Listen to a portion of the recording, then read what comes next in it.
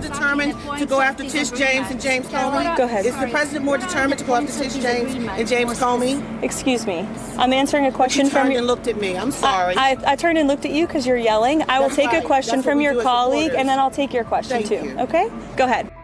Determined to go after Tish James and James Comey? Excuse me. I'm answering a question You from turned your... and looked at me. I'm sorry. I turned and looked at you because you're yelling. I will That's take a right. question That's what from we your do as colleague, reporters. and then I'll take your question Thank too. you. Okay? Go ahead. What are exactly the points of disagreement that they are still working on? I don't want to detail sort of the technical talks that are happening right now, but there are just a couple, and we're confident that we'll be able to work through those. Will the president put pressure on Putin or Zelensky if this doesn't work? The president's been putting a lot of pressure on both leaders for this entire time. We've been talking with both sides. He's been talking to both leaders directly for 10 months now. So yes, you can expect that pressure to continue. The president wants this war to end. Karoline, is the president more determined now, since the judge's ruling today, to go after James Comey and Tish James, and if so, why?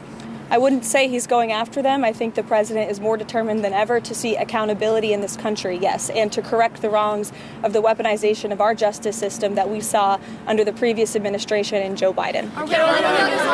Venezuela. Are we entering a new phase in Venezuela, and what does that entail? Well, as the president is so good at, I'll try to be just as good. I'm not going to broadcast any actions that may or may not be happening with respect to Venezuela. I know I've been very clear about the administration's position, as has the president and his national security team.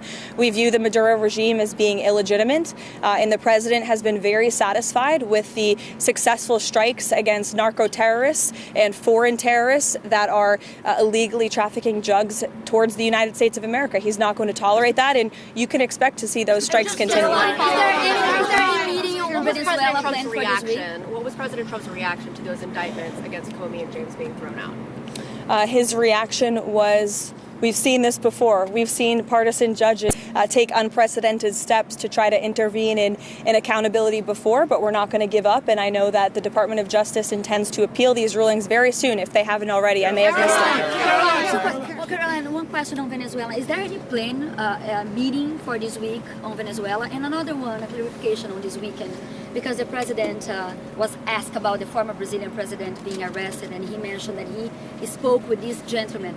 Did he speak with Bolsonaro the day before he was arrested? Not to my knowledge. I don't know if that call took place or not. It may have. I can get you a firm answer on that, Raquel. I know it's of great importance to you for your reporting. As for meetings on Venezuela, there's meetings on a range of topics inside this building all of the time. And the president is constantly apprised of what's going on in the world, what's going on in the news, and he's very well written into all of the things that his team are working on. Caroline, please. You would not go into the sticking points of the disagreement between the two parties in the Ukraine peace process, but how flexible is the president in coming to a deal, and will the Europeans be part of a final negotiation with Zelensky? I think he's been quite flexible already. We've been watching this war go on for 10 months. He's talked to both leaders countless times. Our team has engaged with both the Russians and the Ukrainians extensively. As I said, there is a sense of urgency. The president wants to see this deal come together, and he wants to see this war end. Caroline, I wanted to ask you, is it MAGA to support American workers being replaced with H-1B visa holders? Are Americans not capable of filling most of these positions? Who supports getting American workers getting replaced? I know the president mentioned that he wanted to bring in some workers that he could eventually send back in regards to... The president does not support American workers being replaced. You are mischaracterizing what the president said.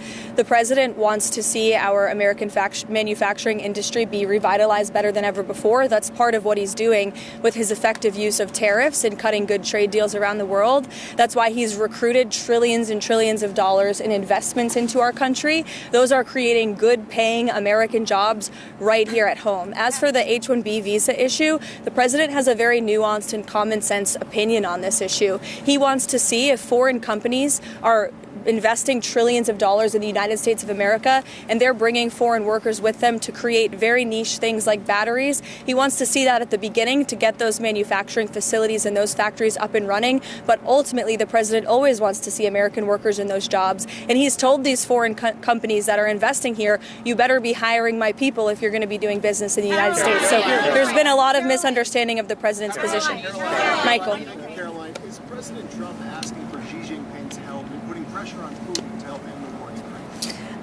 I won't get into the details of the conversation this morning other than what the president put out on Truth Social. He put out his own readout of that, and I will leave it to that. But I did speak with him about the call. It lasted about an hour, and it was a very positive call. The focus of the call was really Russia-Ukraine did come up, but the focus was mainly on the trade deal that we are working on with China and those relations and how they are moving in a positive direction. The president also addressed our farmers, and we are pleased with what we've seen from the Chinese, and they feel the same way. And the president and President Xi discussed continuing to stay in correspondence following their very productive meeting in South Korea. Questions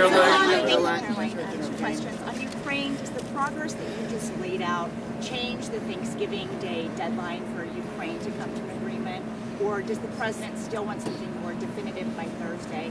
And then on the Comey and James case, does the president still have confidence in Lindsey Elliott? Absolutely, he does, to your second question. As for your first question, with respect to the deadline, the president wants to see this deal come together as quickly as possible, and he trusts that his team is doing everything they can to get it over the finish line. Karoline, does the president support Israel's elimination of Hezbollah chief of staff Ali Tabtaei yesterday, and is he in favor of Israel blocking Hezbollah from growing again? I haven't spoken to the president about that strike specifically, but of course the president supports Israel's right to defend itself and to take out any terrorist threats in the region. Jake? Caroline, if the president does announce a proposal to cut healthcare costs, will that include the extinction of the Obamacare subsidies? I know there's been a lot of reporting on this from yourself as well, Jake, over the last few days. I will tell you that healthcare is a topic of discussion that's happening very frequently and robustly inside the West Wing right now. The president's very much involved in these talks, and he's very focused on unveiling a healthcare proposal that will fix the system and will bring down costs for consumers. As for the details of those discussions, I'll let the president speak for himself. As you all know, sometimes you report things and then President Trump comes out with an announcement, and those things are not always true from what you hear from sources inside the building. So I'll let the president speak for himself. Sure, go ahead, Kara. President Trump said he still believes he's a fascist and a despot after they had such a great meeting. Any comment from the White House on that? I think talk is cheap, and I think that the president is going to judge Mamdani by his actions that he takes to New York. The meeting was positive, as you heard from the president last week, and I think the fact that the president is willing to meet with somebody who said those types of things about him shows that he really is interested in being a president for all Americans, regardless of where they live or who their leader is. He wants what's best for New York. He loves New York City. He helped build the skyline. He spent his whole life there, and so he really wants to see New York do well. And so that's how that meeting played last week. Karoline. John. Thanks a lot, Karoline. There are a few Republican senators who are critical of the 28-point police plan, including Senator Rounds, Senator Graham, Senator McConnell. What do you say to those senators who say that this is giving too much away to Russia? And has Russia made any concessions as it relates to a possible peace deal concerning ending the war in Ukraine? I would point any critics to the words of the Ukrainians yesterday, in which they said that they feel very positive about this plan. They've been very involved. They have had direct input on the language of this plan, and that we are in direct communication and correspondence with them. Any idea, let me just finish with this, the idea that the United States of America is not engaging with both sides equally in this war to bring it to an end is a complete and total fallacy. And I saw a lot of misinformation and rumors and allegations against people in this building, such as Secretary Rubio and Special Envoy Wynkoff and the president himself, that they are favoring one side over the other. That could not be further from the truth. I have watched as the president and his team have worked around the clock overnight with both sides on endless phone calls, endless meetings to try to bring this war to a close. And any suggestion otherwise is a complete misunderstanding of the facts. It's coming from people who have no idea what they're talking about, or people who are pushing their own agenda, or maybe people who don't want to see this war come to an end. I don't know. Maybe they're profiting off of it. Maybe they benefit from it in some way, but nobody in this building benefits from war. We want to see this war come to an end, and that's what the president and his team are proudly working to do.